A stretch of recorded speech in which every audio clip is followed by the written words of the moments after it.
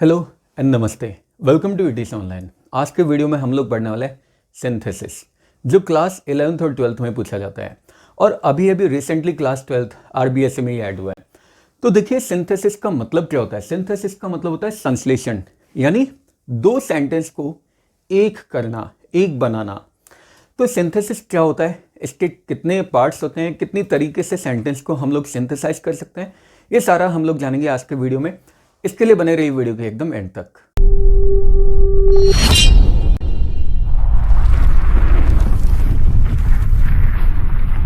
तो चलिए, जैसा कि मैंने आप लोगों को बताया कि सिंथेसिस क्या होता है, अलग अलग सेंटेंस को मिला के एक सेंटेंस बनाना है। इसे हम लोग ऐसे समझ सकते हैं, आप लोगों ने साइंस में एक टर्म तो पढ़ रखा होगा, फोटोसिंथेसिस, प्रकाश संश्लेषण। तो उसमें फोटोसिंथेसिस की जो प्रोसेस होती है, उसमें क्या किया जाता है, पेड़ पौधों के लिए खाना बनाया जाता है। अलग अलग चीज़ों को इकट्ठा करके, जैसे वाटर, एयर, सनलाइट, इनको इकट्ठा करके खाना बनाया जाता है एंड प्रोडक्ट पेड़ पौधों के लिए।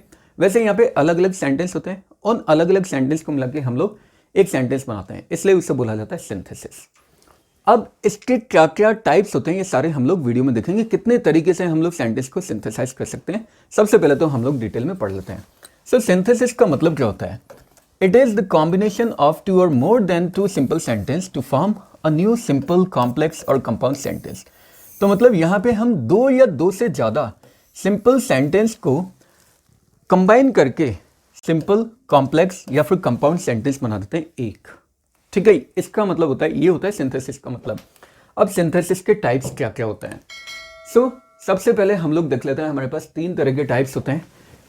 सिंपल सेंटेंस को मिला के दो या उससे ज़्यादा सिंपल सेंटेंस को मिला के एक सिंपल सेंटेंस बनाना, दो या उससे ज़्यादा सिंपल सेंटेंस को मिला के एक कॉम्प्लेक्स सेंटेंस बनाना, दो या उससे ज़्यादा सिंपल सेंटेंस को बना के मिला के एक कंपाउंड सेंटेंस बनाना।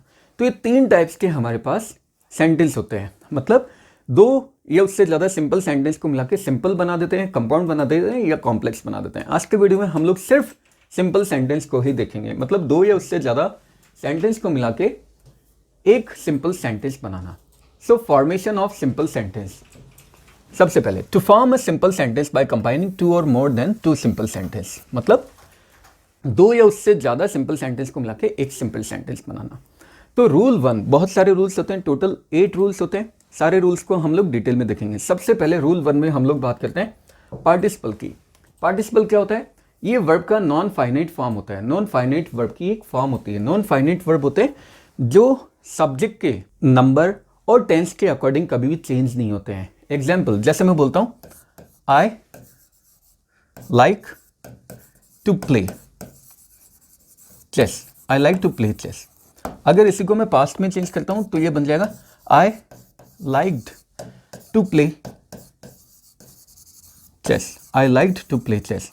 सेम वेज, अगर इसी सेंटेंस को मैं सब्जेक्ट में चेंज कर देता हूं, ही लाइक्स, तो यहां पे बन जाएगा to play chess, he likes to play chess. तो देखिए, यहां पे ये वर्ब है, जो सेंटेंस जब प्रेजेंट में था तो फर्स्ट फॉर्म में थी, पास्ट में था तो सेकंड फॉर्म में आ गई, और जब सब्जेक्ट मैंने थर्ड पर्सन सिंगुलर कर दिया तो ये सिंगुलर वर्ब में चेंज हो गई है।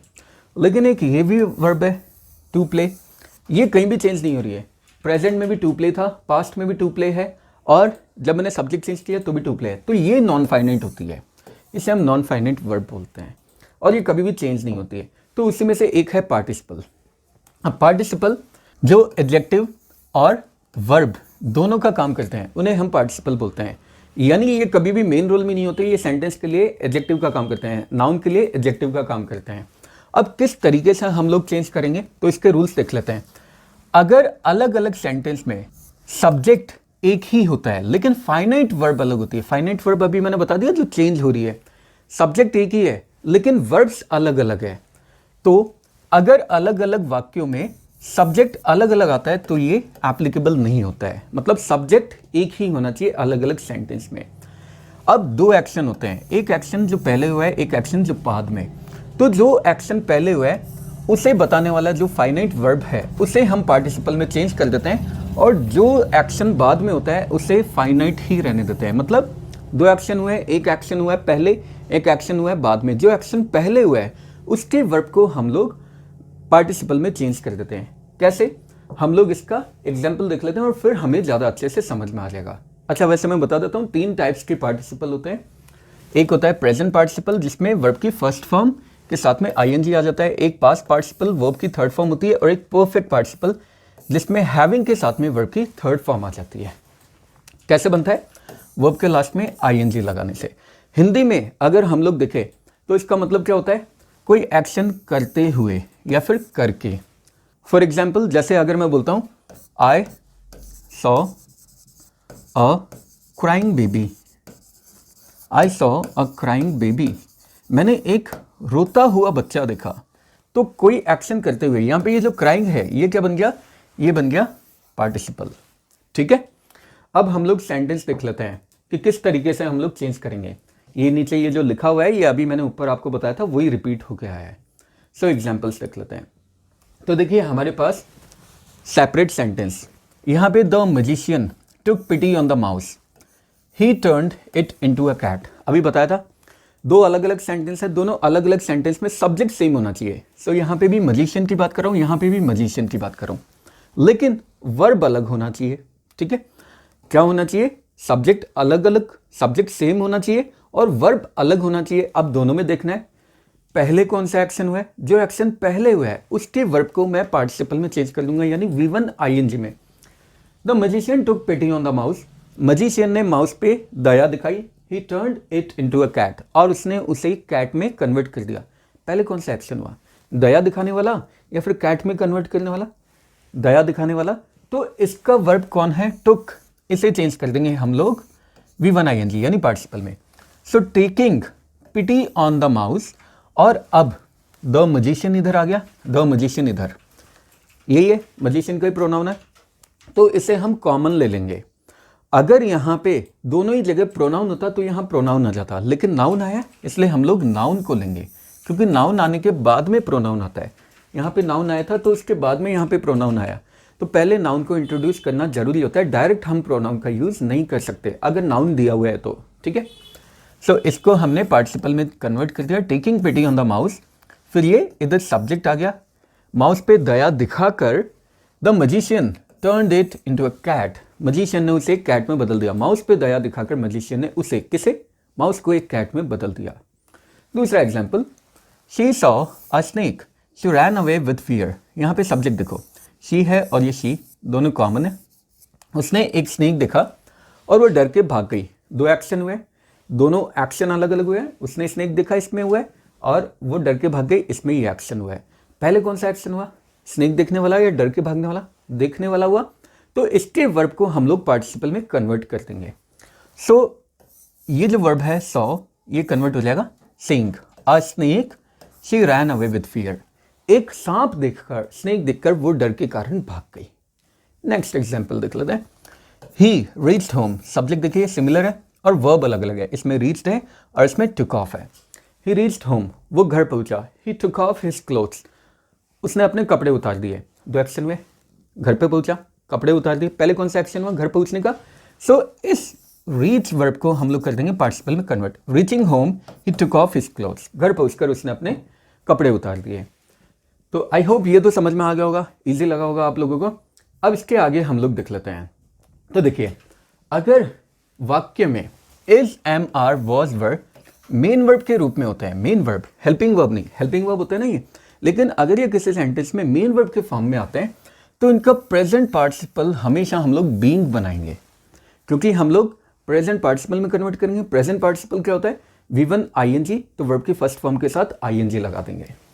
Note, is, am, are, was were, ये बी की फॉर्म होती है और इसलिए प्रेजेंट पार्टिसिपल में इन्हें बीइंग में कन्वर्ट कर देते हैं। इनका बेस फॉर्म क्या होता है? बेस फॉर्म होता है बी, ये बेस फॉर्म है। फिर उसकी फर्स्ट फॉर्म होती है is, am, are, past form यानी सेकंड फॉर्म होती है was were, third form been होती है। तो इसलिए इसकी पार्टिसिपल फॉर्म क्या होगी? बीइंग हो जाएगी। अगर दिया हुआ वाक्य कोई टेंस मतलब यहाँ पे एक्शन की बात की गई है, अगर दिया हुआ सेंटेंस कोई एक्शन नहीं हो, ना ही वो अगर पैसिव वॉइस हो, तो उस कंडीशन में is, am, are, was verb को हम लोग मेन वर्ब के रूप में यूज करते हैं। Example, he was hungry, he took his food. So देखिए, सब्जेक्ट यहाँ पे सेम है ना, एक्शन अलग है। अब यहाँ पे कोई एक्शन शो नहीं कर रहा है ये, इनफैक्ट ये एक स्टेट शो कर रहा है। वो भूखा था और उसने अपना खाना लिया। दो एक्शन हुए, दो एक्शन नहीं मतलब दो स्टेट, एक वो भूखा था उसके बाद में उसने खाना लिया, पहले क्या हुआ, भूखा था तभी तो खाना लिया, तो पहले वाले एक्शन को हम लोग चेंज कर देंगे पार्टिसिपल में, और ये बी की फॉर्म है इसलिए हम लोग यहाँ पे बीइंग लगा देंगे। Being hungry he took his food, यानी भूखा था इसलिए उसने अपना खाना लिया, खाना खाया। बीइंग का मतलब होता है इस नाते, सो भूखा होने के नाते उसने अपना खाना खाया। Next, he was ill he didn't go to school, so यहाँ पे भी सब्जेक्ट कॉमन है, बी की फॉर्म है, और यहाँ पे डिडंट गो नहीं गया, वो इल था वो स्कूल नहीं गया, तो वो बीमार था इसलिए स्कूल नहीं गया, तो बीमार होने के नाते वो स्कूल नहीं गया। सो बीइंग इल, बीमार होने के नाते या बीमार होने के कारण ही डिडंट गो टू स्कूल। ठीक है, एक और देख लेते हैं। He was tired of reading, वो पढ़ते पढ़ते थक चुका था। ही ले डाउन इन बेड, और वो बेड में लेट गया। दो एक्शन हुए, एक तो वो पढ़ते पढ़ते थका, दूसरा वो बेड में लेट गया। दोनों में से कौन सा वाला एक्शन हुआ, पहले पढ़ते पढ़ते वो थका, इसलिए यहाँ पे हम लोगों ने क्या वर्ब यूज किया, वॉज, बी की फॉर्म आई है। सो बीइंग टायर्ड, थका होने के कारण, पढ़ने के कारण, थका होने के नाते, he lay down in his bed. So being tired of reading, पढ़ने की वजह से थका हुआ होने के कारण वो बेड में लेट गया। ठीक है, बी के यूसेज भी समझ में आ गए। अब नेक्स्ट, कभी कभी एक वाक्य का ऑब्जेक्ट दूसरे वाक्य का सब्जेक्ट बन जाता है और उसी सब्जेक्ट के बारे में कुछ एडिशनल बातें वो बताता है, और वो एडिशनल जो बातें होती है वो प्रेजेंट पार्टिसिपल में होती है। इसलिए सिंथेसाइज करते समय हम लोग क्या करते हैं, इसी कही गई बात को पहले वाले वाक्य के ऑब्जेक्ट के बाद लिख देते हैं।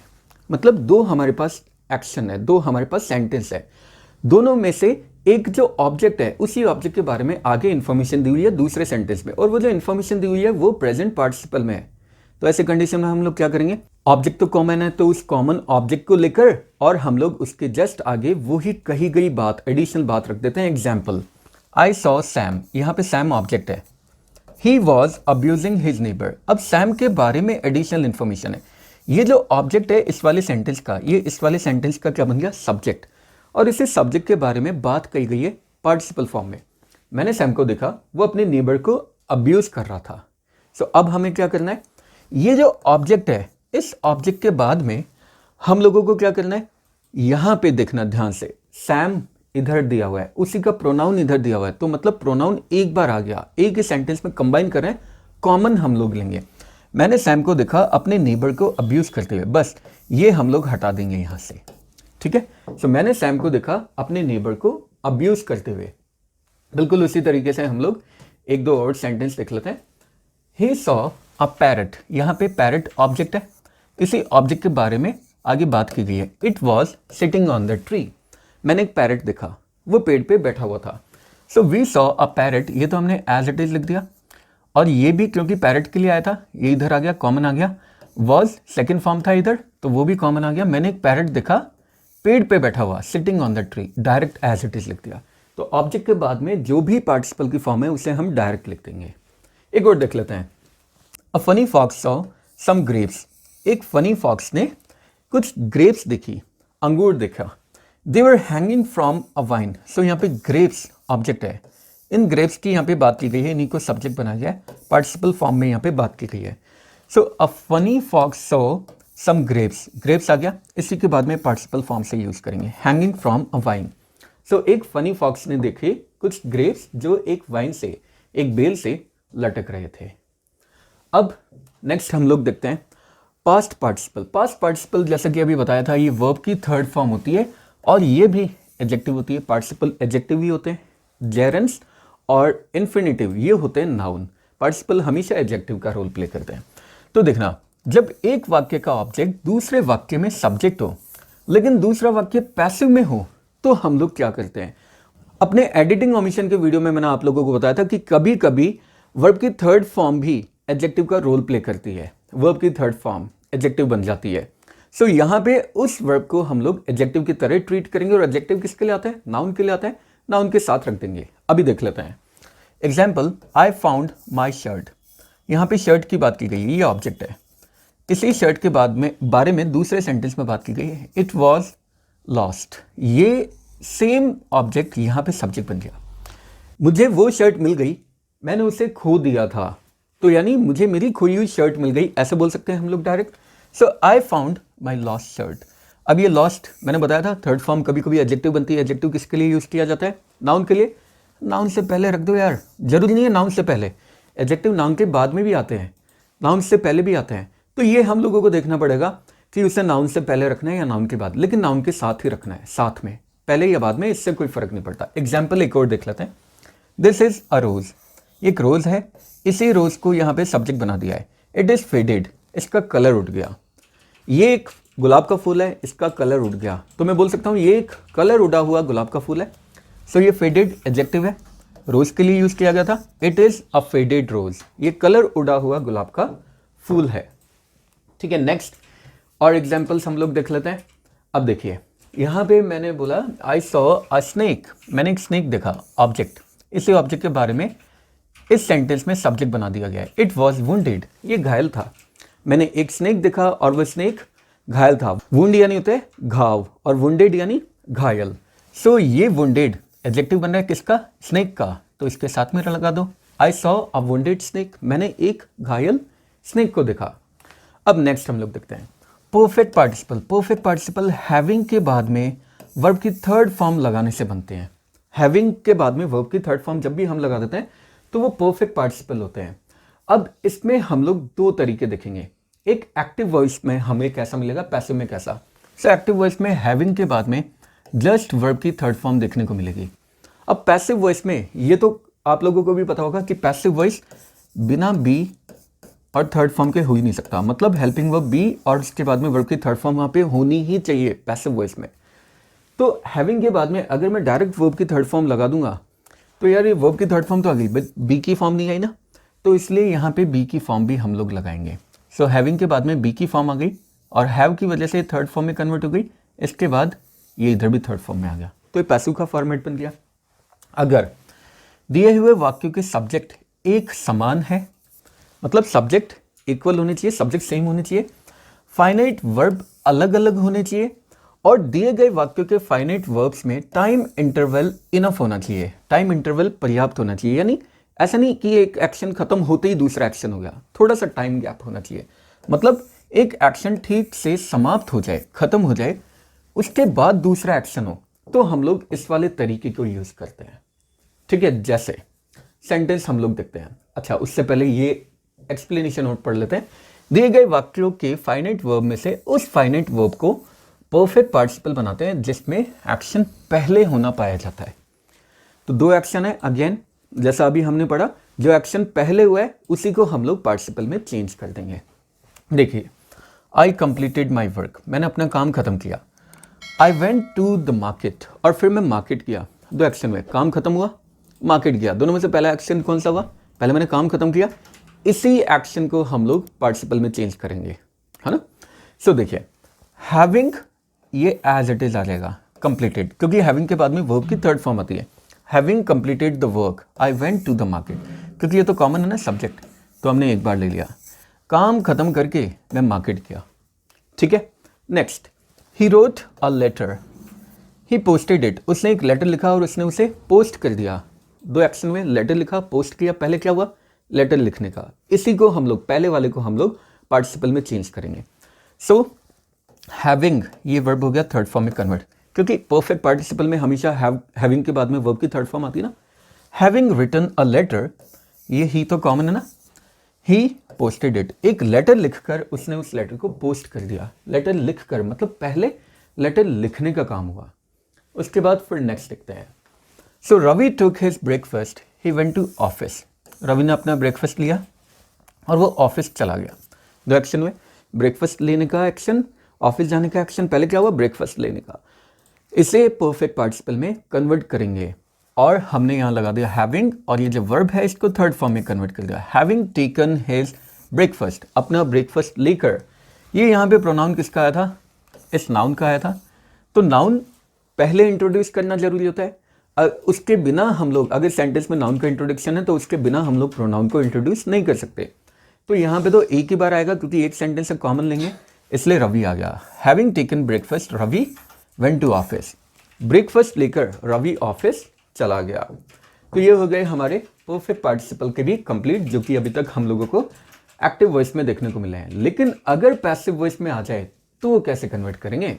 तो अगर कोई भी वाक्य पैसिव वॉइस में है तो उसे पैसिव फॉर्म में ही हम लोग रखेंगे, एक्टिव में हम लोग चेंज नहीं करेंगे। और पैसिव फॉर्म में रखने के लिए क्या करेंगे? हैविंग के साथ बिन और फिर उसके बाद में वर्ब की थर्ड फॉर्म। ठीक है, जैसे she was awarded by her teacher, उसको अपने टीचर के द्वारा अवार्ड किया गया।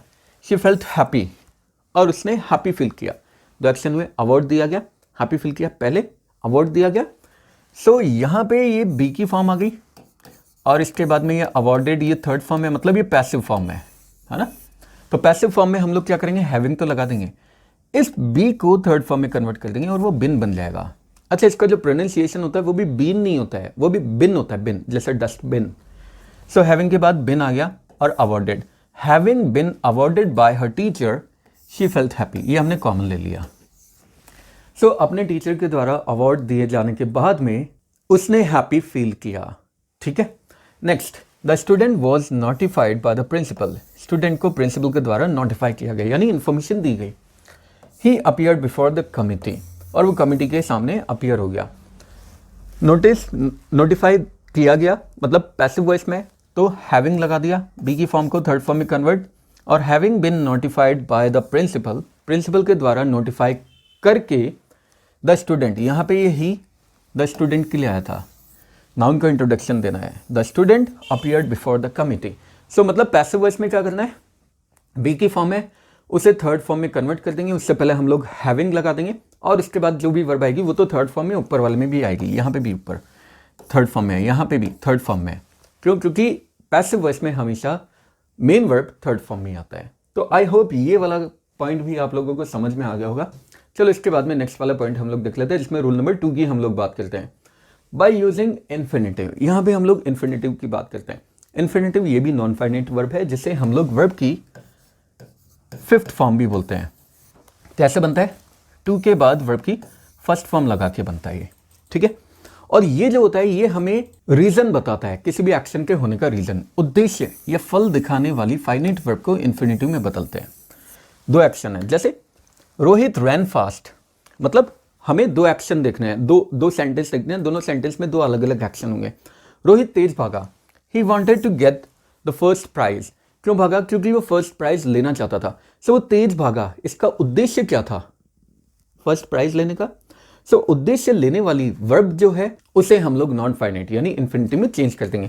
सो रोहित रैन फास्ट, अब ये तो कॉमन आ गया है ना, रोहित हमने इधर ले लिया तो ये तो कॉमन हो गया, ये हट गया। और ये वांटेड, ये हमें यहाँ पे क्या बता रहा है कि वो चाहता था, मतलब इसका उद्देश्य बता रहा है। सो इसको हम लोग हटा देंगे क्योंकि उद्देश्य यहाँ पे क्लियर हो गया। रोहित रैन फास्ट, किस लिए? To get the first prize, first prize लेने के लिए वो तेज भागा। ठीक है, next, Raj went to Delhi, Raj Delhi गया। क्यों गया? He went there to see his sister, वो वहां गया अपनी सिस्टर से मिलने के लिए। सो राज तो यहाँ पे कॉमन आ गया, वेंट भी यहाँ पे कॉमन आ गया। ठीक है, देयर मतलब दिल्ली की बात की गई, ये भी कॉमन आ गया, तो तीनों वर्ड्स हट गए ना। बस सिंपल सी बात है यार, Raj went to Delhi to see his sister, Raj Delhi गया अपनी सिस्टर को देखने के लिए। मतलब जितनी भी कॉमन चीजें ना उन सबको हटा दो और डायरेक्ट जो भी एक्शन है, एक्शन जो वर्ब है उसके बाद में ये इन्फिनेटिव फॉर्म रख दो, बस सिंपली बन जाएगा। लेकिन ध्यान हमें ये रखना है कि ये तरीका हम लोग उसी में यूज कर सकते हैं जहां पे हम लोगों को एक एक्शन का उद्देश्य दूसरे सेंटेंस में बताया जा रहा हो। अब एक और देख लेते हैं। So he wanted to educate his son, he sent him to America. वो अपने सन को एजुकेट करना चाहता था और उसने अपने सन को अमेरिका भेज दिया। अब यहाँ पे थोड़ा सा उल्टा हो गया। उल्टा कैसे हुआ? इस वाले सेंटेंस का उद्देश्य इसमें बताया गया, उसने अपने बेटे को अमेरिका भेजा। किस लिए भेजा? उद्देश्य इधर बताया गया। तो जरूरी नहीं है कि सेंटेंस हमेशा पहले ही आए, जो सेंटेंस मेन है और उद्देश्य बताने वाला बाद में आए, आगे पीछे भी हो सकते हैं, हमें सेंटेंस को पढ़ के पता चलेगा। सो उसने अपने बेटे को अमेरिका भेजा। किस लिए भेजा? क्योंकि वो चाहता था, उसका उद्देश्य क्या था? To educate his son. Common अब देख लो। सो ही इधर कॉमन आ गया, वांटेड उद्देश्य है, सो ये इससे आ जाएगा टू एजुकेट, बस डायरेक्ट लिख दो। He sent his son to America, as it is आ गया, he sent his son to America. किस लिए? टू एजुकेट, पढ़ने के लिए। सो उसने अपने बेटे को अमेरिका भेजा पढ़ाई करने के लिए। ठीक है, ये तो बहुत ही ज़्यादा इजी था। 2-3 सेंटेंस हम लोग और देख लेते हैं। आई हैव सम ड्यूटीज़, मेरे पास कुछ ड्यूटीज़ है। आई मस्ट परफॉर्म देन, मुझे उन्हें परफॉर्म करना है। सो मेरे पास कुछ ड्यूटीज़ है और अब मेरा उद्देश्य क्या है, उन ड्यूटीज़ को परफॉर्म करना मेरा उद्देश्य है। ये मेरा उद्देश्य है। कॉमन चीज़ें हटा दो। सो आई हट गई और ये मस्ट यहाँ पे क्या बता रहा है, ये उद्देश्य बता रहा है। ठीक है, so I have some duties, किस लिए, टू परफॉर्म, मेरे पास कुछ ड्यूटीज़ है, कुछ कर्तव्य है मेरे, उन्हें परफॉर्म करने के लिए। Next, I went to the station, मैं स्टेशन गया, किस लिए गया, मेरा ऑब्जेक्टिव क्या था, ऑब्जेक्टिव मतलब उद्देश्य ही होता है, to see off my sister, मेरी सिस्टर को सी ऑफ करने के लिए, बाय बाय करने के लिए। So I went to the station, अब इसे मैंने कॉमन ले लिया, आई और माई इधर आ गया। ऑब्जेक्टिव उद्देश्य बता रहा है तो वो तो इससे हमें पता चल जाएगा ना, और ये बी की सेकंड फॉर्म है और ये इधर भी सेकंड फॉर्म है, तो इससे हमें कोई मतलब ही नहीं है क्योंकि ये उद्देश्य बताने के लिए है ये। So I went to the station, किस लिए गया, to see off my sister.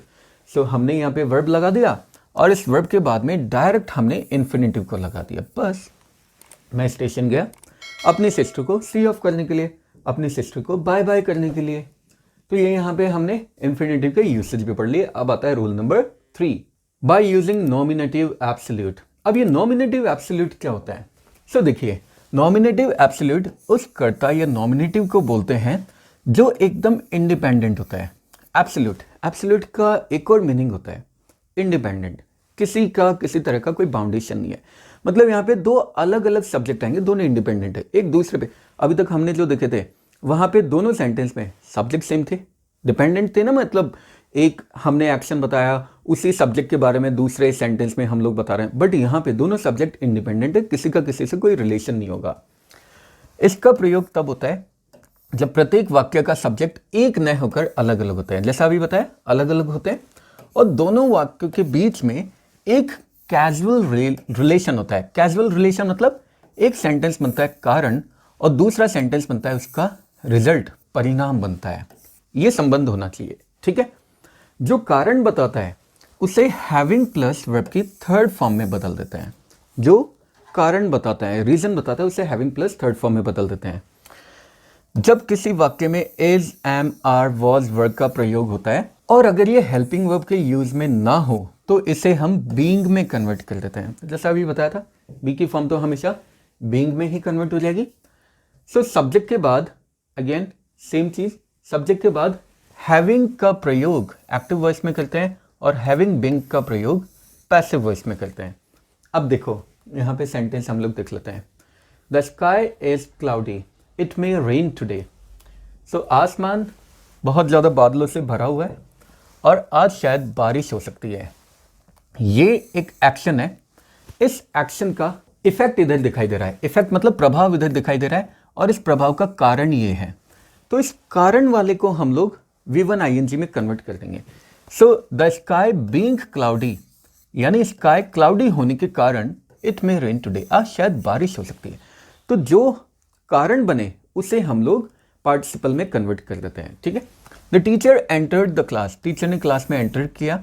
The boys became silent, और लड़के सब लोग चुप हो गए। तो कारण किस में बताया गया, पहले वाले सेंटेंस में टीचर ने एंटर किया, बॉयज चुप हो गए। तो बॉयज के चुप होने का कारण क्या था, टीचर ने क्लास में एंटर किया। तो जो कारण है उसे हम लोग पार्टिसिपल में कन्वर्ट करेंगे। The teacher having entered the class, the class यहाँ पे मिस हो गया। So the teacher having entered the class, the boys became silent, teacher ने क्लास में एंटर किया और लड़के चुप हो गए। नेक्स्ट देखते हैं। The sun rose, the birds began to fly, सूरज उगा और पक्षी उड़ने लग गए, पक्षियों ने उड़ना शुरू कर दिया। तो ये इधर इफेक्ट बताया गया, पक्षियों ने उड़ना शुरू किया, इसका कारण क्या था, सूरज उगा। तो द सन हैविंग राइजन। अच्छा एक और बात, दोनों में सब्जेक्ट अलग अलग है तो दोनों सब्जेक्ट को लेंगे। इससे पहले हम लोग सब्जेक्ट जब कॉमन था तो एक ही बार सब्जेक्ट को ले रहे थे, यहाँ पे सब्जेक्ट अलग अलग है, दोनों की बातें करेंगे। So the sun having risen, सूरज उगा इसलिए the birds begin to fly, birds ने उड़ना स्टार्ट कर दिया। Next, the work was done, काम किया गया, ये पैसिव में आ गया, देखना ध्यान देना, यहाँ पे बी की फॉर्म आ गई और बी के बाद में यहाँ पे थर्ड फॉर्म में आ गया। So the work was done, काम किया गया। वी वेंट बैक होम, और हम लोग घर चले गए। प्रभाव किस में देखने को मिला, इसमें हम लोग घर चले गए और इस घर जाने का कारण क्या था, काम पूरा कर लिया गया। So the work having been done, अभी बताया गया था ना कि अगर पैसिव में आ जाता है हैविंग के बाद में बी की फॉर्म आएगी और हैविंग के बाद में जो भी बी की फॉर्म आएगी थर्ड फॉर्म में। सो ये बिन थर्ड फॉर्म आ गया और यहाँ पे डन आ गया अगेन थर्ड फॉर्म में। Having been, the work having been done, we went back home, काम हमारा खत्म हो गया इसलिए हम लोग वापस घर पे चले गए। तो इसका एक और सेंटेंस अभी हम लोग देख लेते हैं। द बैंक वॉज क्लोज्ड, ये भी पैसिव में ही है, बैंक को बंद किया गया। आई could not withdraw any money, मैं पैसा विड्रॉ नहीं कर पाया। सो द बैंक, अब ये पैसिव में है तो यहाँ पे बिन प्लस वर्ब की थर्ड फॉर्म आ जाएगी, having been closed, the bank having been closed, I could not withdraw any money. So bank के बंद होने के कारण मैं मनी विड्रॉ नहीं कर पाया। सो इसके बाद में हम लोग नेक्स्ट रूल को देखते हैं, rule number fourth. Rule number fourth में हमें देखो साफ साफ लिख रखा है क्या करना है, प्रेपोजिशन को यूज करना है जेरेंड या नाउन से पहले। अच्छा जेरेंड क्या होता है? जेरेंड होता है वर्ब की फर्स्ट फॉर्म में अगर हम लोग आईएनजी लगा देते हैं वो जेरेंड होता है। फिर आप लोग बोलेंगे कि यार पार्टिसिपल भी तो ये होता है, बिल्कुल। तो जेरेंड और पार्टिसिपल की शक्ल बिल्कुल सेम होती है लेकिन हरकतें अलग अलग होती है। जेरेंड जो होता है ये नाउन का काम करता है, पार्टिसिपल एडजेक्टिव का काम करता है। तो इसीलिए तो बोला गया है जेरेंड या नाउन से पहले, क्योंकि जेरेंड भी नाउन ही होता है, शक्ल अलग है, उस पे मत जाना, शक्ल पे मत जाना। सो जेरेंड या नाउन से पहले प्रेपोजिशन का प्रयोग करके भी हम लोग सेंटेंस को सिंथेसाइज कर सकते हैं। अच्छा जेरेंड बनाने के लिए वर्ब की फर्स्ट फॉर्म में आईएनजी लगाते हैं। तो इसके भी एग्जांपल्स देख लेते हैं। जैसे फर्स्ट एग्जांपल हमारे पास है, Reena bought a pencil, Reena ने एक पेंसिल खरीदी। She gave 10 rupees for it, और उसने उस पेंसिल के लिए 10 रुपए दे दिए। अगले वाले सेंटेंस में हमें एक नाउन दिखाई दे रहा है 10 रुपीज। सो इससे पहले हम लोग एक प्रेपोजिशन यूज करेंगे। अच्छा ये प्रेपोजिशन जो होगा हमें सेंटेंस को हिंदी में बोल के देखना पड़ेगा और फिर पता चल जाएगा कि यहाँ पे प्रेपोजिशन क्या आएगा, अदरवाइज हमें पता नहीं चलेगा। हिंदी में हमें बोलना पड़ेगा। देखो मैंने बोला रीना ने एक पेंसिल खरीदी, उसने उसके लिए 10 रुपए दे दिए, तो मैं ये बोल सकता हूँ रीना ने 10 रुपए में एक पेंसिल खरीदी, बोल सकता हूँ ना, बिल्कुल। अब इसी को कन्वर्ट कर लो। So Reena bought a pencil for 10 rupees, Reena ने एक पेंसिल खरीदी कितने में? 10 रुपए में। सो इस 10 रुपीज नाउन था, इससे पहले प्रेपोजिशन लगा दिया। नेक्स्ट देख लो, I gave him a pen, मैंने उसे एक पेन दिया। Also supplied him with paper, मैंने उसे एक पेपर भी दिया। मैंने उसे एक पेन दिया और मैंने उसे एक पेपर भी दिया। सो मैं बोल सकता हूँ कि मैंने ना सिर्फ उसे पेपर दिया बल्कि उसके साथ साथ मैंने उसे एक पेन भी दिया। सो देखो यहाँ पे ये जो गिव है इसको मैं नाउन बना दूंगा इस बार। नाउन कैसे बनाऊंगा? जेरेंड बना के, V1 ING। Besides giving him a pen, उसे पेन देने के अलावा I also supplied him with paper, मैंने उसे एक पेपर भी सप्लाई किया। उसे पेन देने के अलावा मैंने एक पेपर भी सप्लाई कर दिया। ठीक है, नेक्स्ट सेंटेंस देखते हैं सेम फॉर्मेट से हम लोग। और यहाँ पे अब ये सेंटेंस देखिए, I made my best efforts, मैंने अपने बेस्ट एफर्ट्स किए। आई कुड नॉट पास BA, मैं BA पास नहीं कर पाया। मैंने बेस्ट एफर्ट्स किए, मैं BA पास नहीं कर पाया। तो मैं बोल सकता हूँ ना यार मैंने अपने बेस्ट एफर्ट्स करने के बाद भी BA पास नहीं कर पाया हूँ। तो ये बेस्ट एफर्ट्स क्या बन रहा है? नाउन बन रहा है। एफर्ट्स नाउन है, उससे पहले बेस्ट, ये तो एडजेक्टिव है। सो इन स्पाइट ऑफ का मतलब होता है बावजूद। My best efforts, I could not pass BA, अपने बेस्ट एफर्ट्स करने के बावजूद भी मैं BA पास नहीं कर पाया। नेक्स्ट देखो, हिज वाइफ डाइड, उसकी वाइफ मर गई। ये डाइड यहाँ पे वर्ब है, वर्ब को भी हम लोग नाउन में कन्वर्ट कर सकते हैं। ही हर्ड द न्यूज़, और उसने ये न्यूज़ सुनी। ही फेंटेड, और वो बेहोश हो गया। तो उसकी वाइफ मर गई, उसने ये न्यूज़ सुनी और वो मर गया। 3 यहाँ पे बातें की गई है, ध्यान से सुना। एक तो उसकी वाइफ मरी, उसने न्यूज़ सुनी और वो बेहोश हो गया।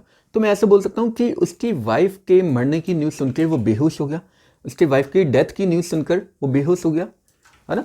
So simply on hearing the news, ये जो द न्यूज़ है इससे पहले भी मैंने एक प्रेपोजिशन लगा दिया ऑन हियरिंग द न्यूज़। सो ये जो हर्ड है वर्ब है, इसको मैंने नाउन में कन्वर्ट कर लिया। नाउन में कैसे कन्वर्ट कर सकते हैं? इससे पहले V1 ING लगा के जेरेंड बना दूंगा। सो इस हर्ड को मैंने जेरेंड बना दिया। ऑन हियरिंग द न्यूज़, अब कौन सी news? Of his wife death. तो देखो यहाँ पे ये डाइड है, वर्ब है, इसको भी मैंने नाउन बना दिया। तो अपने वाइफ की डेथ की न्यूज़ सुनकर ही फेंटेड, वो बेहोश हो गया। तो यहाँ पे भी ये हिज वाइफ डेथ, इससे पहले भी मैंने प्रेपोजिशन यूज कर लिया। Next sentence, you helped me, I would have failed. तुमने मेरी हेल्प की, मैं फेल हो जाता। तो मतलब हम लोग ये मान सकते हैं कि तुमने मेरी हेल्प की, नहीं तो मैं फेल हो जाता, तो मतलब तुम्हारी हेल्प के बिना मैं फेल हो जाता, है ना, सिंपली।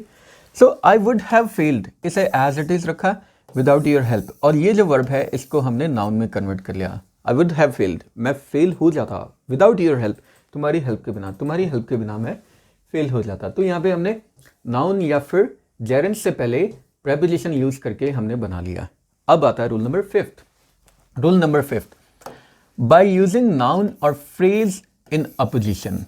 अच्छा, अपोजिशन का मतलब क्या होता है? अपोजिशन का मतलब होता है साइड बाय साइड, बगल बगल में। लेकिन अब बहुत बार आप लोगों को ऐसे सेंटेंस सुनने को मिले होंगे जिसमें कोई एक नाउन है, उसी नाउन की क्वालिटी दूसरे सेंटेंस में बताई गई है। तो ऐसे कंडीशन में दोनों को हम लोग एक ही बना देते हैं। कैसे बनाते हैं देख लेते हैं। अपोजिशन का मतलब होता है साइड बाय साइड, यानी अगल बगल में, और इसलिए किसी भी नाउन या फ्रेज को उस नाउन के बगल में रखा जाता है। किस नाउन के बगल में? जिसकी व्याख्या की जाती है, जिस नाउन के बारे में बताया जाता है। ठीक है, एक और इंपॉर्टेंट बात है, इस पे स्टार मार्क कर लेना। जो नाउन या फ्रेज अपोजिशन में होता है उसे 2 कॉमास के बीच में रखते हैं। ये बहुत इंपॉर्टेंट है, क्योंकि जनरली लोग रख तो देते हैं पास में, नाउन के साथ में तो रख देते हैं उन अपोजिशन वाले केसेस को, लेकिन कॉमा में नहीं रखते, इसलिए वो गलत हो जाता है, वहां पे नंबर कट जाएंगे। तो हमें वो नाउन या फ्रेज जो अपोजिशन में होता है उसे 2 कॉमा के बीच में रखना पड़ता है। इसे भी हम लोग एग्जाम्पल के साथ में देख लेते हैं। सो देखना यहां पे ध्यान से, अलग अलग क्या है। कालिदास रोड शकुंतलम, कालिदास ने शकुंतलम लिखी। ही was a great poet and dramatist, वो एक महान पोइट थे और ड्रामेटिस्ट थे। यहां पे कालिदास की बात की गई है। इन्हें कालिदास के बारे में आगे हमें बताया गया है ना। कालिदास ने शकुंतलम लिखी, वो एक महान पोइट और ड्रामेटिस्ट थे। तो मैं ऐसे बोल सकता हूँ ना, कालिदास जो कि एक महान पोइट और ड्रामेटिस्ट थे, उन्होंने शकुंतलम लिखी। सो कालिदास, अब ये अ ग्रेट पोइट एंड ड्रामेटिस्ट, ये अपोजिशन है, मतलब उसी सब्जेक्ट के बारे में इंफॉर्मेशन यहाँ पे दी गई है। इसे हम अगल बगल में रख देंगे, अगल बगल में, कालिदास के बगल में, with comma on both sides, दोनों साइड पे कॉमा के साथ में। रोड द शकुंतलम, सो कालिदास जो कि महान पोइट या ड्रामेटिस्ट थे, उन्होंने शकुंतलम लिखी। नेक्स्ट देख लेते हैं अब हम लोग इसी बेसिस पे। यहाँ पे है Columbus was a famous seller, he was an Italian, he discovered America. So Columbus के बारे में बात की गई है, फेमस सेलर थे वो, इटालियन भी थे और उन्होंने अमेरिका को डिस्कवर किया। ठीक है, सो कोलंबस जो कि एक फेमस इटालियन सेलर थे, देखो ये केस इन अपोजिशन है इसलिए मैंने इसे कॉमा में रखा है। कोलंबस जो कि एक फेमस इटालियन सेलर थे, उन्होंने अमेरिका को डिस्कवर किया। सो यहाँ पे आ गया इटालियन और यहाँ पे आ गया फेमस सेलर। ठीक है, एक साथ रख दिया। Next, my sister went to New Delhi, New Delhi is the capital of India. अच्छा, यहाँ पे थोड़ा सा अलग केस है।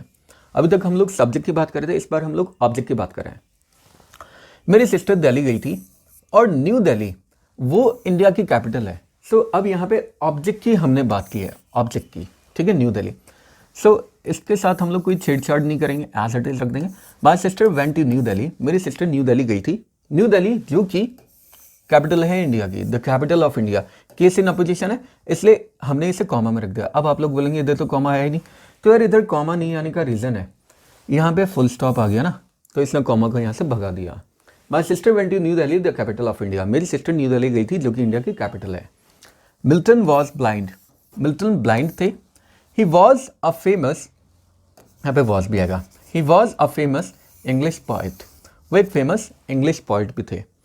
सो ये मिल्टन के बारे में बता रहा है हमें, इसे केस इन अपोजिशन में रख दो कॉमा के साथ में। मिल्टन जो कि एक फेमस इंग्लिश पोइट थे, ब्लाइंड थे, अंधे थे। मिल्टन एक फेमस इंग्लिश पोइट, अंधे थे।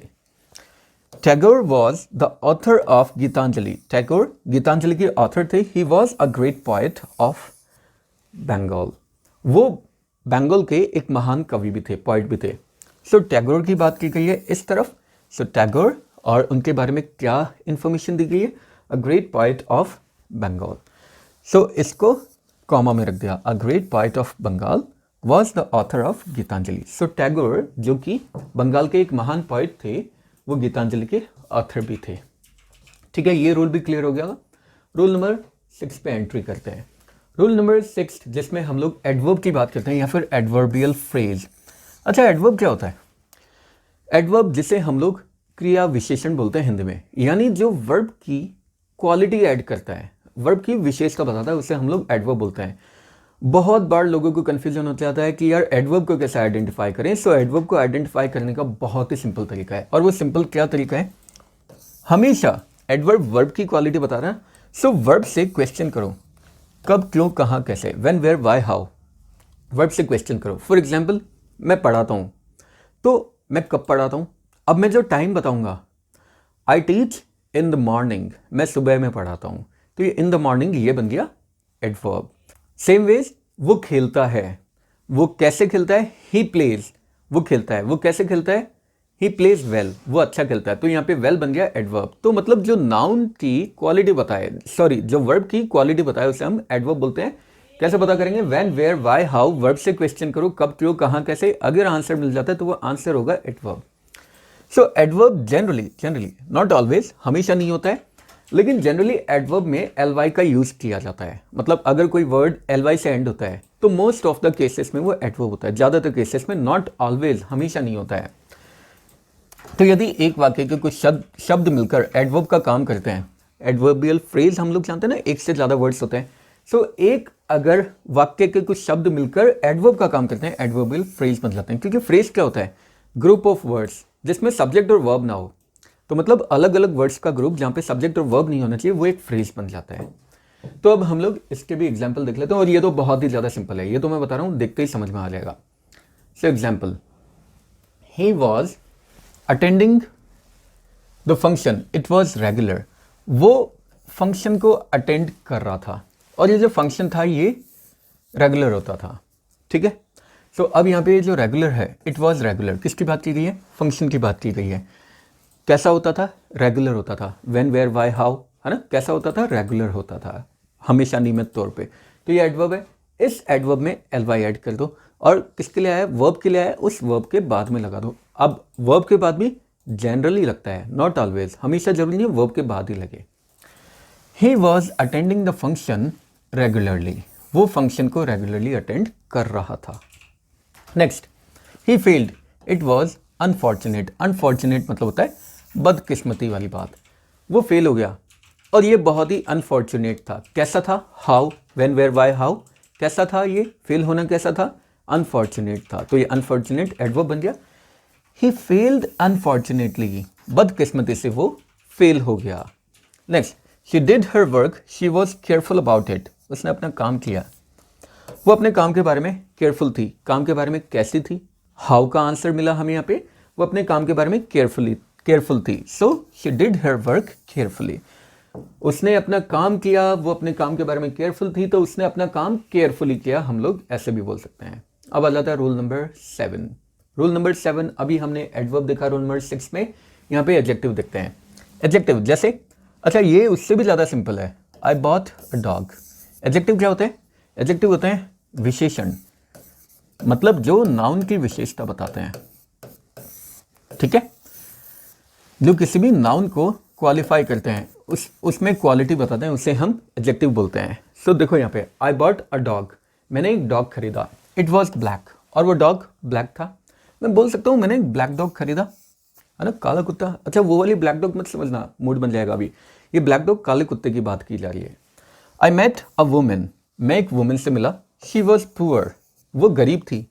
मैं सिंपली बोल सकता हूँ I met a poor women, मैं एक गरीब वुमेन से मिला, एक गरीब औरत से मिला। नेक्स्ट देख लेते हैं, a tiger was hungry, he killed a bullock, bullock was happy, happy मतलब होता है भारी। सो एक टाइगर भूखा था। अच्छा यहाँ पे दो जनों की विशेषता बताई जा रही है, टाइगर की भी बताई जा रही है। एक टाइगर भूखा था, उसने एक बुलक को मार दिया, और जो बुलक था ये हैफी था, हैफी मतलब बड़ा भारी भरकम था। सो टाइगर भूखा था, अ हंग्री टाइगर। ठीक है, अब इसने एक बुलक को मार दिया, और वो बुलक कैसा था? बड़ा भारी था। सो बुलक की विशेषता बताई जा रही है हैफी, और मैंने बताया था कि जो भी एडजेक्टिव है वो जिस नाउन के लिए यूज किया गया है उस नाउन के पास में उसे रख दो, काम चल जाएगा। सो यहाँ पे टाइगर की विशेषता बताई जा रही है हंग्री से, सो हंग्री टाइगर। और बुलक की विशेषता बताई जा रही है हैफी से हैफी बुलक। सो एक भूखे टाइगर ने एक हैफी बुलक को मार दिया। A hungry tiger killed a hefty bullock. एक भूखे टाइगर ने एक बड़े भारी भरकम से बुलक को मार दिया। ठीक है, next rule number 8 which is the last rule, और ये भी उतना ही ज्यादा इजी है। इसमें हम लोग यूज करेंगे कंजंक्शन को, और कंजंक्शन कौन होएगा? एंड होएगा। सो कंजंक्शन एंड को यूज करके आई टेक टी, मैंने चाय ली। आई टेक बिस्किट्स ऑल्सो, मैंने बिस्किट भी लिया। ये तो सिंपली पता चला, मैंने चाय पी और मैंने बिस्किट भी लिया। मैंने बिस्किट और चाय ली, अरे कितना सिंपल है। So I take tea and biscuits. अब देखो यहाँ पे ये सब्जेक्ट कॉमन है, एक बार आ गया बेचारा। टेक कॉमन है, ये भी एक बार आ गया। उसके बाद टी और बिस्किट अनकॉमन है, टी और बिस्किट आ गया। अब आप बोलेंगे ऑल्सो भी अनकॉमन है, लेकिन ये तो दूसरे वाले सेंटेंस में बता रहा है कि इस एक्शन के साथ में मैंने ये एक्शन भी किया। अलग अलग थे तो एक ही में लिख देंगे, तो एक ही में कंफर्म हो गया ना कि दोनों एक्शन साथ साथ हुए, मतलब ये एक्शन हुआ इसके साथ में ये एक्शन भी हुआ। तो ये ऑल्सो यहाँ पे आके सेम सेंस दे रहा है। So I take tea and biscuits, बस। रीमा वेंट टू गोवा, रीमा गोवा गई। Sonia also went with Reema, Sonia भी रीमा के साथ गई। अब देखो रीमा गोवा गई और सोनिया भी गोवा गई, रीमा के साथ ही गई, है ना। एंड को यूज करके एक्शन सेम हुआ है, जो भी सेम चीजें मतलब जो कॉमन है उन सबको एक बार लिखेंगे। सो रीमा, अब ये वेंट टू गोवा और वेंट, ठीक है, वेंट और वेंट ये कॉमन है, इनको एक साथ लिख दिया इधर वेंट, है ना। टू गोवा ये भी कॉमन है। कॉमन क्यों? क्योंकि इस वाले सेंटेंस में वो रीमा के साथ कहाँ गई? गोवा ही गई। और ये विद जो आ रहा है ये सिर्फ ये बता रहा है कि रीमा के साथ, तो अलग अलग थे इसलिए बताना पड़ा साथ गई।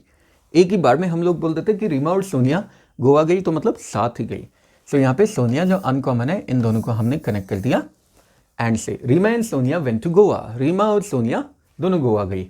फिर नेक्स्ट हम लोग देख लेते हैं। Shilpa ate pizza, she also ate burger. Shilpa ने पिज्ज़ा खाया, उसने बर्गर भी खाया।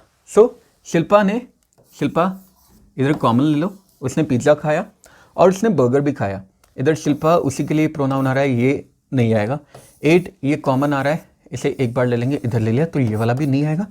पिज्ज़ा अनकॉमन है, इधर आ गया। बर्गर अनकॉमन है, इधर आ गया। दोनों को एंड से जॉइन कर दिया। ऑल्सो सेम सेंस दे रहा है ना। So Shilpa ate pizza and burger, Shilpa ने पिज्ज़ा और बर्गर दोनों खाया, ये पता चल रहा है ना। पिज्ज़ा खाया बर्गर भी खाया, तो ये ऑल्सो इसी में सेंस दे रहा है। सो शिल्पा ने पिज्ज़ा और बर्गर खाया। क्लियर? तो यहाँ पे हमारे सिंथेसिस कंप्लीट हो चुके हैं। आई होप आप लोगों को ये बहुत अच्छे से समझ में आ गया होगा, साथ ही साथ इंटरेस्टिंग भी लगा होगा। अगर आप लोगों को ये सारे नोट्स चाहिए तो नीचे डिस्क्रिप्शन बॉक्स में हमारे टेलीग्राम चैनल का लिंक दिया हुआ है, वहाँ पे नोट्स अपलोड कर दिए जाएंगे, आप लोग उसमें ज्वाइन हो सकते हैं, नोट्स आप लोगों को मिल जाएंगे। साथ ही साथ हम लोगों का इंस्टाग्राम चैनल और फेसबुक को भी आप लाइक कर सकते हैं, वहाँ पे भी डेली अपडेट्स आप लोगों को मिलती रहती है। अगर चैनल अच्छा लगा है सब्सक्राइब करना मत भूलना, और हाँ लाइक और शेयर करना तो बिल्कुल भी मत भूलना। तो चलिए मिलते हैं इसी तरह के और मजेदार किसी वीडियो में, तब तक के लिए नेक्स्ट वीडियो तक के लिए have a good day, take care, bye bye, जय हिंद, जय भारत, राधे राधे।